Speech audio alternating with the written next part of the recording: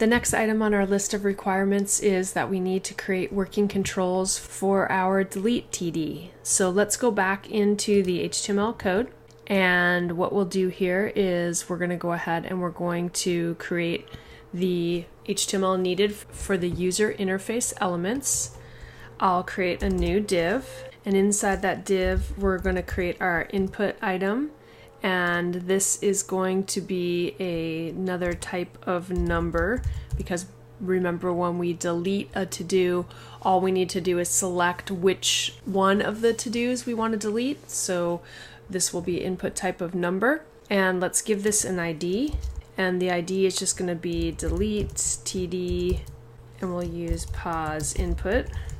And then I'll create a button, and my button is going to have the onClick attribute, and we're going to make that equal to handlers dot, and let's just call this delete td, and that'll be the new one that we're making. So that's the only change we need to make to our HTML.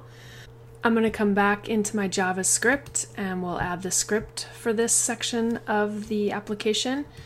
I'll put my comma, and hopefully you're starting to see a pattern here. We are constructing the user interface first, and then we're writing our script by adding a new method which grabs the input value that is entered and then passes that value as a number into our delete td method, which is on the td list object, and then of course we want to clear the input once it's done. So the pattern is very similar to what we've done in the previous properties that we're adding to this handlers object. I'm creating my delete td property. I'll go ahead and set up a variable, and we'll call it delete td pause input. I'm going to make it equal to document.getElementById, and the ID that we want to get is that new input field that we just created. And then the next step is that we're going to access our td list object, and we're going to call the delete td method. And you may have recalled from before that the delete td method is going to take one argument. It takes position. So we need to be able to pass in that information, and remember that position information is being generated by what the user enters into the input field, and we're going to want to get that information as a number, so we'll use value as number again, and that just takes the position argument, and because it's a position it needs to take a number, so that will ensure that that part of the script is going to work correctly.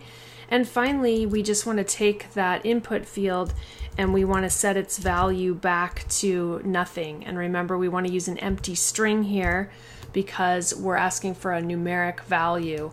And when we're asking for a numeric value, if we put a space in there, we're going to have a problem. So that is simply going to clear the input once we're done with our code.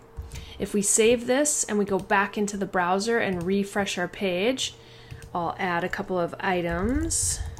So now I have 2 items, and we should still be able to change one of these items. So let's say I want to change the second item to anything. I can go ahead and enter that, and now we have something in anything. And if I decide I want to delete one of those items, I'll go ahead and I'll delete the very first one. So I'll put in 0 and we'll click delete to-dos, and that deletes the to-dos out. So everything is working as we expect it, and everything is consolidated into our handlers object. So our code is pretty neat and tidy, and hopefully it's starting to sink in and make sense, because really we're just repeating the same steps. Now, as you can see, we're really starting to build something that is going to allow the user to be able to interact with our application. Obviously there's still some things that we have to work on, but we're starting to build the user interface component of the application, which is really exciting.